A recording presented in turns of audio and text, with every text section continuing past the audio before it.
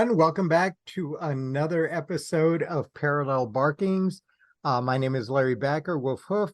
Woof And woof, not hoof hoof. hoof hoof. Well, I guess whatever Yeah, you feel like it's today. alliteration day, right? And I'm here with my puppy. Ariana Backer, bark bark. Hello, everyone. We promised we were going to switch Woof and Barks, but we'll We work on it. we did it. We did. I said bark, right? Or no, But wait. Were we today, supposed to do whatever? Anyway. well, today it's summer. Happy summer. And we're doing what will be our annual summer edition, which, like newspapers in the US, it is a very common feature in local newspapers, will dedicate some some considerable space in the summer to providing you with new and wonderful ideas about food and nutrition. And we have one. Oh, wow. I love Yum, this yum. I series. hope you all are hungry. I have something for you because I can now happily report to you that according to the owners of I think at least two companies that have just received great news from the Food and Drug USDA. Administration. Yes, Upside and Eat Just.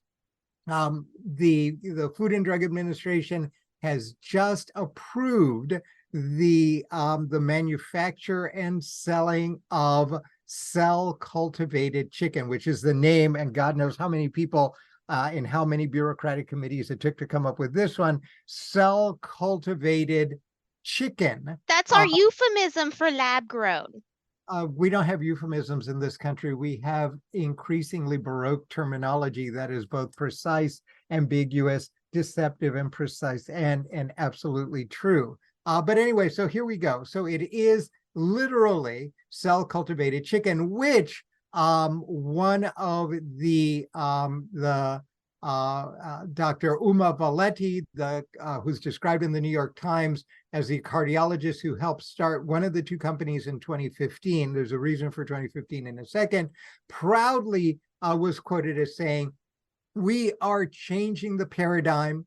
We are detaching the meat from the animal."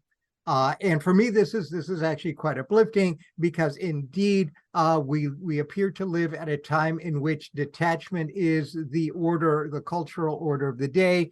We are detaching our economies. The Americans are detaching their economies from China.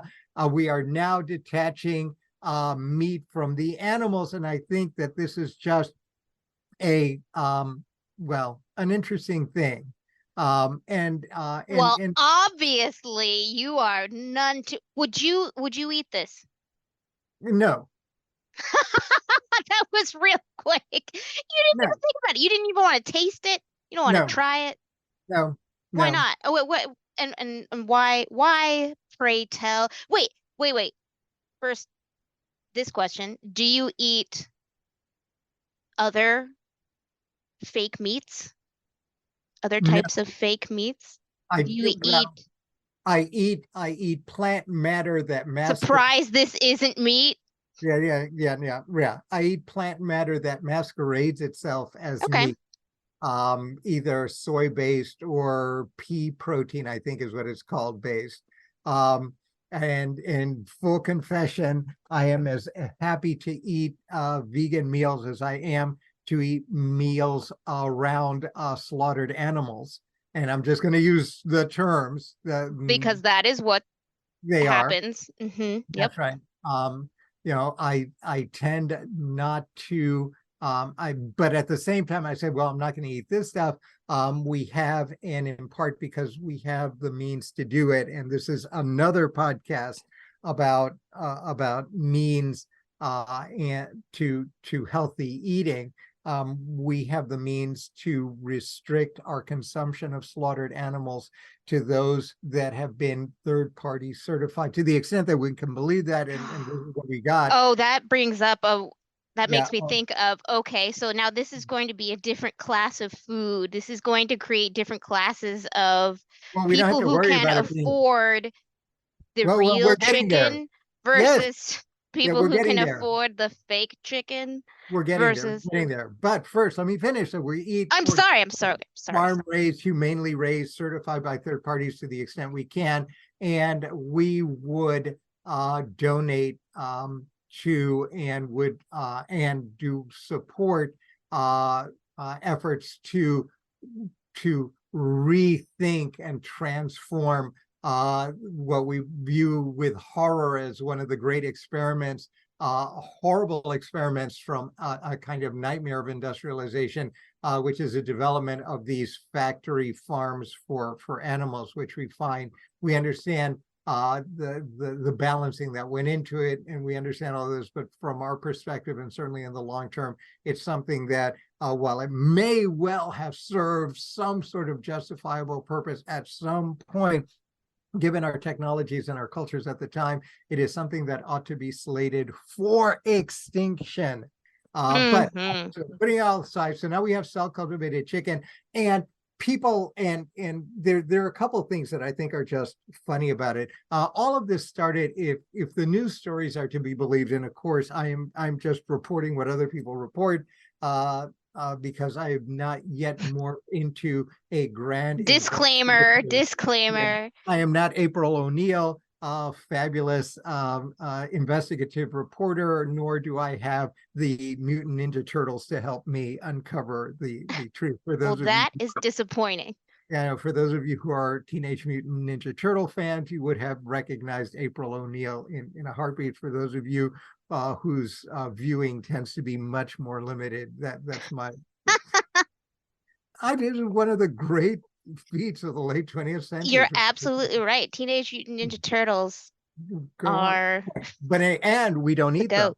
We can eat their cousins though. We can eat turtles of some Right, but those can either be, I think most of them are wild caught. But anyway, let's go back to these cell-cultivated chicken.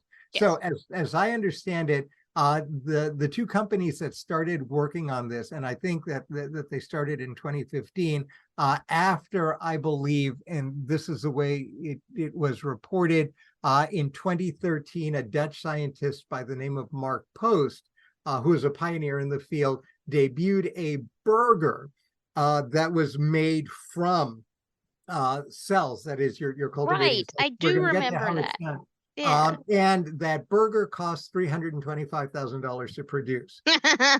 Now, for those who like to spend money on $250 million houses, or solid gold urinals, or who who enjoy this kind of thing, $325,000 for a vat produced amalgamation of cells that at some point owed their genetic origin and their cell structure to some kind of animal, might be their way of showing not only their privilege, but their good taste and judgment. Although, as we know, money does not tend to be absolutely aligned with either good taste, judgment, or culture. But there you You're have it. absolutely right. But hey, you could but- eat. Go ahead. Go ahead. But no, there's a point to all of this. All right. Right. So it's I believe you. $325,000. He got this thing going. Two companies and started up around 2015.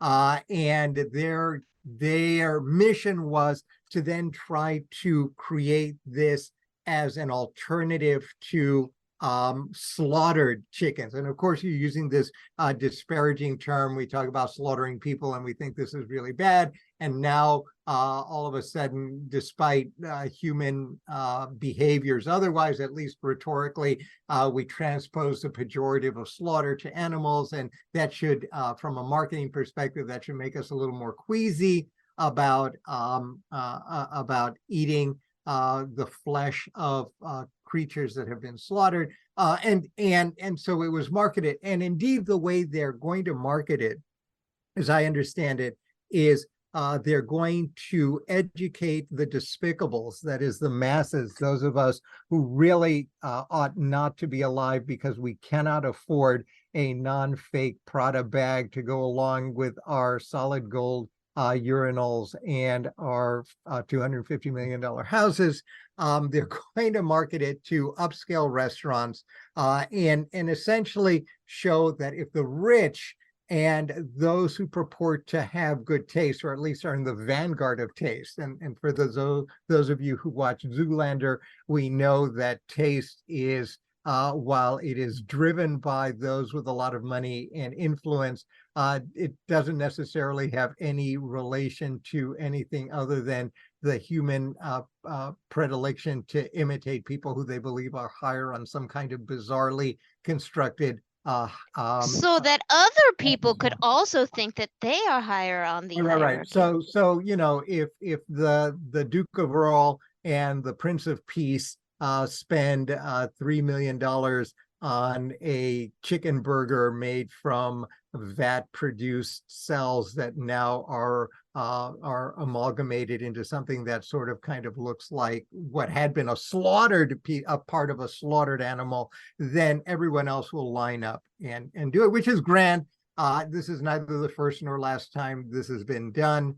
And you might as well feed off on human predilections, But although they is ought to it be slaughtered. okay? Okay, fine. Are we even able to buy these now? Yeah, well, yes, soon. No. Soon. The problem is, of course, that the reason that they have to start at the higher end, I believe that there are only two countries now that kind of sort of say it's okay. One is Singapore, where some reports indicate some of these companies are trying to sell this meat Well, or good or good below meat cost good to meat generate. What? Sorry. good meat was started in Singapore. It Okay, well there you launched. go. Right. So Singapore and the U.S. Very good. And so those are the two. And there have been back and forth with the press on whether or not they're selling it at or below cost, which wouldn't surprise me. I don't know why people get all upset about that when you've got a new industry entrant. They are going to do that. But anyway, so it's Since we there. can't buy it in the grocery store yet, Not yet, but we have.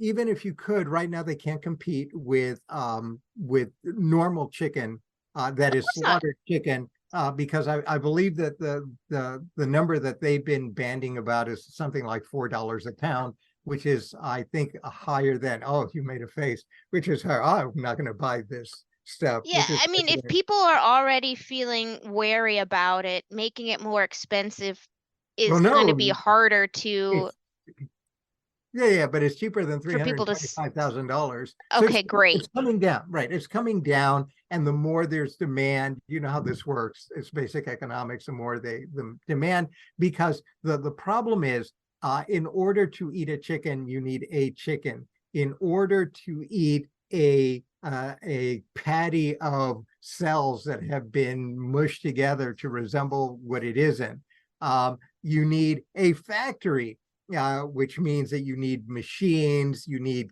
cleanliness, you need standards, you need all kinds of stuff. And all of that is expensive if all you're doing is popping out one chicken burger, right? So the more that they produce, the idea is that the cheaper it will get, I suspect. But the other thing, and I'm really curious about your take on this. The other thing is that this is viewed not only as a more humane alternative, um, but is also viewed as much better for the environment. That is, now we can get rid of, not only can we get rid of these horrible chicken farms, and the chicken farms are horrible, including and I do not hesitate to say this, the extraordinarily and probably and certainly immoral laxity of the government and of industry that love to beat their chest about how humane they are, but who are both complicit in creating awful, beyond awful conditions. The lack of any research or help in developing modalities for making use on a sustainable basis of the whatever is discarded from chickens, and certainly their manure. I forget what it's called. I guess it's guano. No, that's what bats do. Fertilizer Their is all I'm poo, gonna right? say. Chicken poo, right? Chicken poo. They can do fertilizer. They can do something else. But anyway, so it's viewed as much better for the environment. It won't pollute, and therefore we should, even if we don't like the idea of eating amalgamated cells that have been vat produced. Well, it'd be interesting to hear about what kind of carbon footprint these um, labs and factories will have. Because one of the biggest arguments against um, having the traditional farms, and as you said, besides being notoriously inhumane, is reducing the carbon footprint associated with the large scale animal Right. farming, Right. of Plus, grazing, plus the growing, right, and plus the the water methane. pollution, right? The Yeah. water pollution from the stuff that then seeps out in the soil, blah blah blah. Well, So, and methane emissions, like all of that good stuff. right, right. So you'd have to do a comparison. So you're looking at carbon footprint. You're looking at and the problem is, of course, you also have to look at displaced The carbon footprint. fallout, yeah, you have to actually look at the fallout of the workers, the people who were employed by these farms, what's going to happen to them. Right. And what are you going to do with the millions and millions of chickens that you're going to slaughter Exactly. in order to get to this wonderful new universe of happy antiseptic factories? And again, more factories, happy antiseptic factories that may or may not pay a living wage to its grunt workers, who then generate a tremendous amount of or need for electricity and or natural gas or whatever, that do very little with respect to the issues of carbon footprinting transport, much less marketing, packaging, and the like. These things are not, you can't sell, as much as you may want to, abstractions of these cultured meat products. Right. Plus, of course, the amount of industry, heavy industry, that is necessary to build and maintain these machines, including petroleum products, no doubt. Right. So it'll become a complicated thing. And it's not as straightforward as, yeah, we don't have a million chickens pooping. Instead, we have this nice antiseptic thing with a lot of clean looking scientists who look like they take a bath every once in a while. And what could be nicer? Everyone is now a white collar worker. Booyah. And we can eat these chicken things. I mean, and like you were saying, as long as the demand goes up and the stigma goes down, I don't see anything stopping this. Case in point is KFC's chickens that have no beaks or feet. Oh They my have God, yeah, yeah, multiple legs and wings growing on them, and they're kept yeah. alive by tubes inserted into their bodies to perform basic functions. And these are the chickens that are sold in their restaurants. They're Now, genetically modified. I'm throwing up in my mouth listening. And But people yeah, know no, these reports have come out. People know right, about this, right, and right. No, yet no, this there's is no issue, right. or many. These are abominations, to use a very old timey phrase, which has some equal Yeah, you ability old. to modern. Yeah, well, Jerusalem in the reign of the Emperor Tiberius was a lovely place. Um, But then again, what if you just think about meat as protein? What if we're just growing protein? that is cool. I remember stories about nice old people who sat in their beautiful little picturesque cottage. You can make cottage industries of this if you want. Just hire people who are homebound, give them a large cauldron and a starter kit like sourdough, and have everyone start, with their little cauldron. I can imagine little children getting lost in the forest and then being invited into these homes. Oh, wait, in that story, the nice old lady tries to eat them. So maybe not that story, but a different story. Hmm. But but essentially, yeah, you've got a bunch of cottage workers, which raises some some human rights and sustainability issues, as well as issues of accountability. But yeah, you can do that, or you can make these soulless mega factories, which raises another set of issues. But hey, we don't have a million pooping chickens, nor do we have the abomination of chickens with no beaks and zombie chickens. Then in The like 100 years, what happened to all the chickens? Wasn't there a well, bird called a chicken once? right, or whatever. More interesting, of course, is how you make this, right? It is not a Harry Potter episode where one can take a stick of whatever A manufacturer wand. and right, or one takes a large pot that one buys at the local supermarket, throws in a couple cells again that is like a sourdough starter kit, adds I don't know, vegetable broth and a little bit of onions, and the next thing you know, you've got what looks like a chicken burger. That is Yeah, not how you do it. but That it's is pretty not. close. But it's pretty close. Uh, you have to develop an environment in which these cells can be induced to replicate, because essentially, I mean, it's like sourdough. So you've got a cell or some requisite threshold number of cells, and then you have to induce them to want to party, using the human analogy, and to become more of themselves, and to do it fairly quickly, and but in a stable way. And then this is then managed, controlled, and of course this is what the ingenuity it takes to do all of this is what will, I think, drive what they believe will be not only the value added, but the if they're lucky, enormously insane profits that these companies will derive from doing this. But if you think about it, as well, we do live in an age where we love to add stuff to our porridges. And in this case, in a sense, when you're looking at these cell cultivated chickens, what you're looking at is these lovely factories, probably all hermetically sealed, where they're essentially making meat porridge. Now, when you make meat porridge, you're going to need the basic ingredients. It's going to be very interesting to see how they control for or against the temptation by evil, godless, or amoral, or people who can figure out, because they've got enough lawyers, some kind of plausible justification to then enhance that porridge with To all be more kinds of stuff. precise, it involves isolating the tissue samples from living animals and then Yeah, growing their cells. yeah, in a vat, in a porridge. Okay. Right. Yeah. No, I mean, you're taking cells from animals. On the other hand, I'm thinking, wow, we are now one step closer. For those of you who are movie freaks, why just grab cells from the two things? One, why just grab cells from chickens? And I'm sorry I have to do this.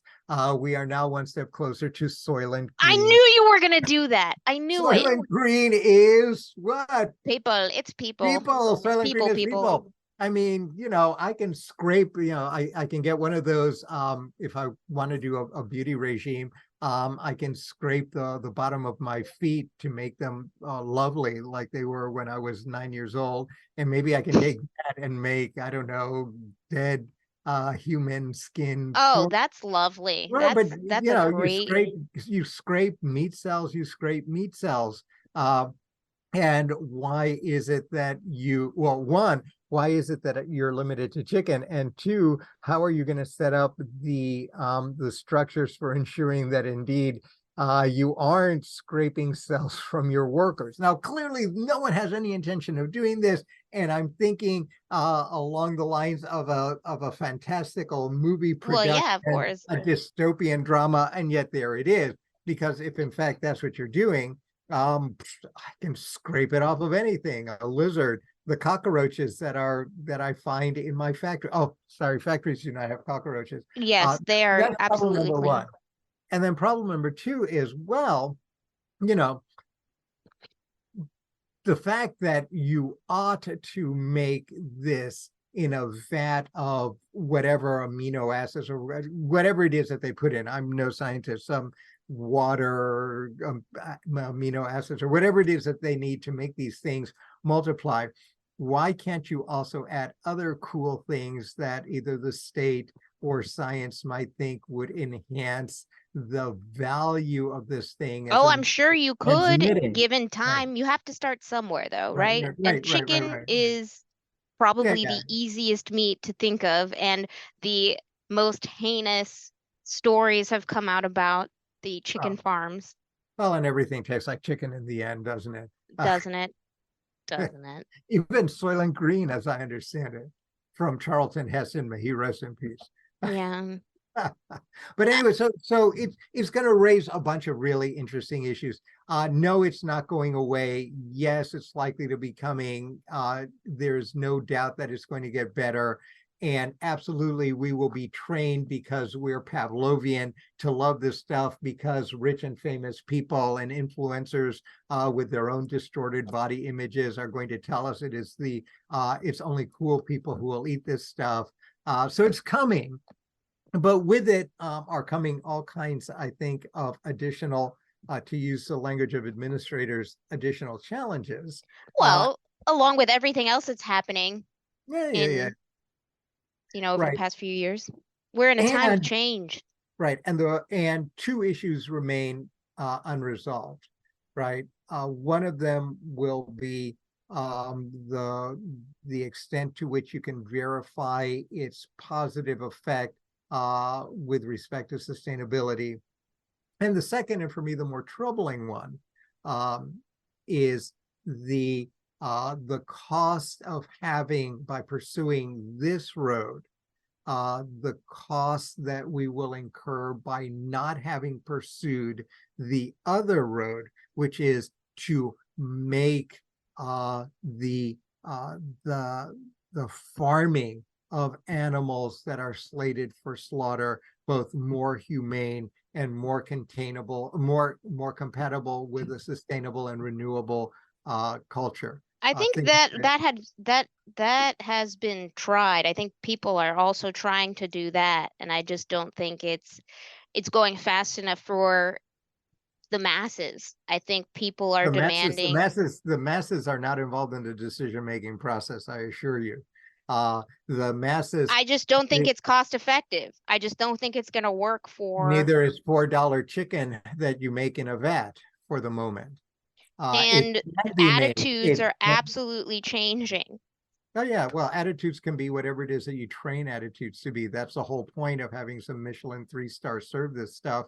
Absolutely. The Prince of Peace and the Duke of Earl and the president of a large republic that is admired as I don't know, as some kind of celebrity.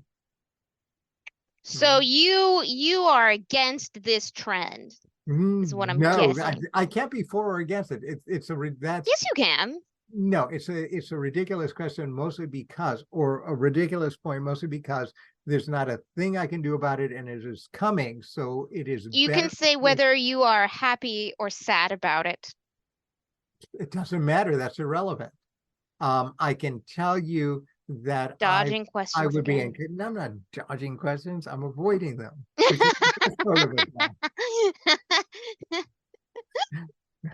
I would rather focus on these other things. But again, my voice maybe combined with 3 million others may make a difference, but not that anyone cares. What people are going to care about is what those who have a hand in all of this, both in terms of the way in which they can package it to meet regulatory or political or social or cultural agendas, or the way in which they can package it to make money, what they will do. And actually more interesting than that will be what the large agribusinesses will do, as well as whether in doing this, you're actually doing slaughtered farming a favor by effectively getting rid of the large factory farms and then leaving a space open for traditional, humane, family sustainable farming to re-emerge as a specialty area. None of this we know, and I think it will be fun. Get your popcorn to kick back and watch what happens when the agribusinesses get a wind of this. My gut tells me that they're going to co-opt this by spending a cajillion dollars to buy these folks out, and then like the auto companies, and then either sit on it, or to the extent they view it as profitable, they'll just merge it into their factory farm operations. Well, yeah, like the auto companies and the electronic vehicles, they decided to sit on it until they realized most people are waiting for that type Right. of Right. But if this transportation. becomes popular, at some point, we're not going to have much of a choice about whether or not we're going to eat it. Right now, they keep telling us they're going to there's going to be this kind of disclosure thing. So everyone is supposed to know that you're eating what's it called again? Cell cultivated chicken. There will come a time you're sitting in an airplane and you get whatever slop it is that's put in front of you, chicken or beef, and both of them are going to be cell cultivated chicken or beef, and your choice is going to be eat it or Vegan. not eat it. Yeah, to the extent you can, but you see what happens over time and probably over the medium run. At some point, if all of the levers of managing choice operate in a particular way, at some point we're all going to be eating this stuff, whatever it is they do, and from wherever it is that they pull it produced from factories that may or may not have moved us forward to meet some form or other of some conception of sustainability and climate and climate neutral If you can't taste operations. the difference and there's no physical difference between you ingesting a quote real live chicken versus, or I mean, I hope you eat dead chickens, versus a lab grown chicken, then what would be the main issue? That's true. There's absolutely no issue. Um, that then assuming everything held, but again, I'm not really sure everything can hold. All we We're know right now, skeptical. well, I mean, we grow this, we can grow, I forgive me. Again, What, even before you say it? I'm in a dystopian mood. So let me be even more grossly Do dystopian. it. Right, we've talked about, there's no difference. Everything tastes like chicken, even if you scrape a couple of meat cells from a Okay, human being. gross, Right? stop. But now even worse, I wonder if you can make it's even faster to grow cancer cells. They, Wow, you are horrible, but you're right. It's not even just cancer cells, it's and I any don't have much of virus right. I or don't have much of an imagination. And if I can think this up as we're sitting here and chatting, imagine someone who is really dystopian and really committed to well, all this this has stuff. already been, I'm And if sure. I am a humano-terrorist who believes, for example, that humans or particular humans who live in particular spaces are a virus on the earth, I've now created, all I need is my grandma to cook this up. I've now created yet another, how have I been putting that? Ah, yes, a challenge going forward to Yet with another challenge to this well, lab grown cell but this cultivated is all, meat. I mean, look, you'll see those in some Netflix horror, Halloween horror weekend movie special. The reality for the moment is, are they going to be able to make this viable one way or another? I think in the medium term, they will. Well, It, yeah, I mean the biggest challenge for the companies themselves as they see it is scaling right. to size, to a grander size so that they can reach a bigger market. Yeah. And all I can say is the next time you have us over for dinner, you better tell us whether you're feeding us cell cultivated chicken or not. It'll be a surprise. I'll ask Uh, you whether you like it or not first. all right. Woof I- woof. Bark, bark. Thanks, everyone. Hope you enjoyed it, and we'll catch you next time. Yeah.